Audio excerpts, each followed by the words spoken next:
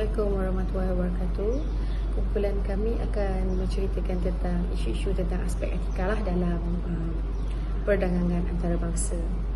Seperti yang kita tahu, perdagangan antarabangsa ni sedikit sebanyak membantu juga ekonomi pentadbiran negara. Dan juga pada tahun 1960, Amerika Syarikat dia dah cakna ataupun dah mula peka ambil perhatian tentang etika dalam perdagangan antarabangsa, kerana ianya telah mencetuskan satu idea kepada Milton Friedman untuk memelopori tentang etika dalam perdagangan antarabangsa. Di Eropah dan Amerika Syarikat, perdagangan antarabangsa semakin pesat dan ianya juga timbul beberapa isu negatif ataupun isu yang membawa kepada kebimbangan, kerana sedikit sebanyak membawa sesuatu yang merisaukan kepada negara ataupun kepada rakyat. Antara isu yang sering sangat dipandang enteng adalah eksploitasi buruh. Ini merupakan isu yang sangat berat kerana ia telah bercanggah dengan hak asasi manusia, di mana kaedah pembayaran ataupun jumlah bayaran kepada buruh adalah tidak menepati seperti yang telah ditetapkan dalam peraturan. Seterusnya adalah masalah alam sekitar. Apabila berlaku perdagangan antarabangsa ni, muncul beberapa isu mengenai pencemaran, antaranya pencemaran udara, pembangunan, penebangan hutan. Ini semua kerana untuk membangunkan beberapa infrastruktur berkaitan dengan perdagangan antarabangsa. Isu lain pula adalah pematuhan undang-undang dan peraturan antarabangsa. Tipulah kalau apabila berlaku perdagangan antarabangsa ni tidak ada penipuan, sudah tentu ada penipuan. Oleh itu perkara-perkara ni lebih perlu diambil berat kerana ianya sedikit sebanyak akan memberi impak kepada negara. Dan akhir sekali adalah tentang ketidaksamaan ekonomi. Apabila berlaku perdagangan antarabangsa ni, timbul isu di mana keadilan dan kesesamaan global berlakulah antara ekonomi dan antara negara yang miskin, antara negara yang tidak kaya. Itu adalah isu-isu etika dalam perdagangan antarabangsa. Sekian, terima kasih. Seterusnya kita beralih kepada topik perbincangan. Integriti adalah konsep yang penting dalam konteks perdagangan antarabangsa dan juga memberi implikasi yang besar kepada negara seperti Korea. Ini merangkumi pematuhan terhadap nilai-nilai moral dan etika dalam urusan perniagaan antarabangsa. Ini termasuklah komitmen terhadap hak asasi pekerja, pemeliharaan alam sekitar dan juga pengurusan yang telus. Oleh itu, negara Korea perlu memastikan syarikat-syarikat mereka mengikut standard etika yang tinggi dalam setiap aspek perdagangan antarabangsa. Satu isu penting adalah berkaitan hak pekerja dalam industri elektronik dan automotif di Korea. Produk elektronik di Korea banyak dihasilkan di negara luar, terutama di negara yang mempunyai kos gaji yang agak rendah. Isu ini menggariskan tentang isu etika hak pekerja dan juga kehidupan buruh yang tidak adil.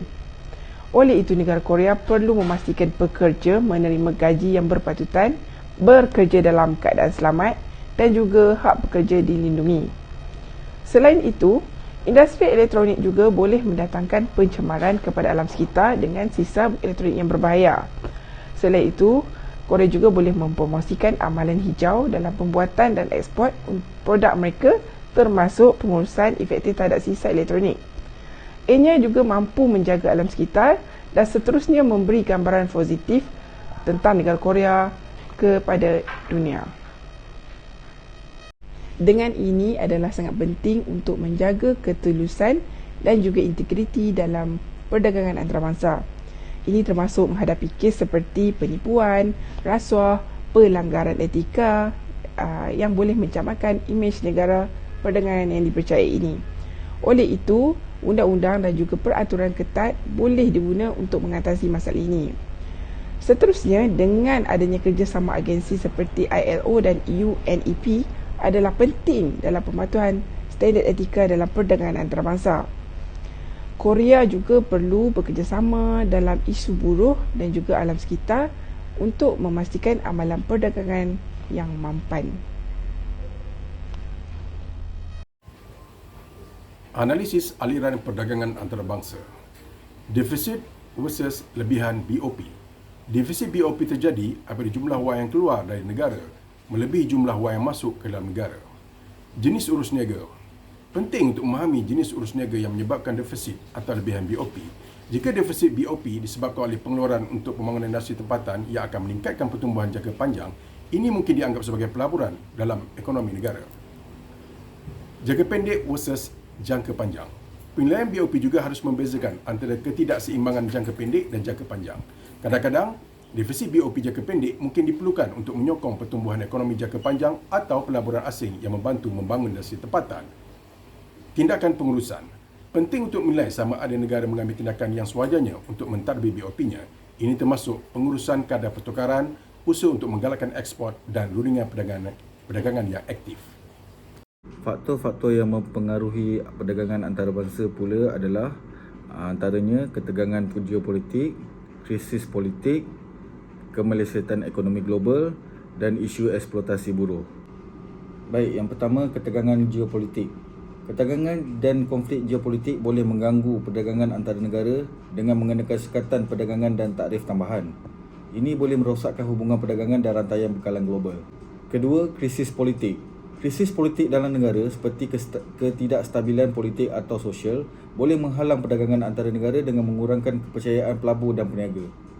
Ketiga, kemelesetan ekonomi global. Kemelesetan ekonomi global menyebabkan pengurangan permintaan terhadap produk dan perkhidmatan dari negara tertentu. Ini mengakibatkan penurunan dalam ekspor, import, FDI dan pertumbuhan ekonomi. Yang keempat pula, isu eksploitasi buruh. Eksploitasi buruh dalam kilang pakaian di negara membangun menyebabkan keadaan kerja yang buruk dan upah rendah yang boleh merosakkan kualiti hidup pekerja dan masyarakat tempatan. Sebagai kesimpulannya, negara-negara perlu menangani isu-isu yang berlakulah semasa perdagangan antarabangsa, kerana isu-isu ini harus dibanteras kerana tidak mahu ada risiko pada masa akan datang. Dan bahkan ianya juga perlu diperketatkan lagi peraturan, lebih-lebih lagi kepada pekerja tempatan. Okay? Jadi kerjasama diplomatik dengan rundingan perdagangan antarabangsa ini sangat memainkan peranan penting, kerana apabila berlakunya rundingan sudah pasti akan ada penambahbaikan daripada apa-apa perkara berlaku yang sebelum ni. Jadi berikut adalah kesimpulan yang saya ingin ungkapkan, iaitu mengadakan rundingan bersama antara pihak lain dan ke pihak yang lain. Terima kasih.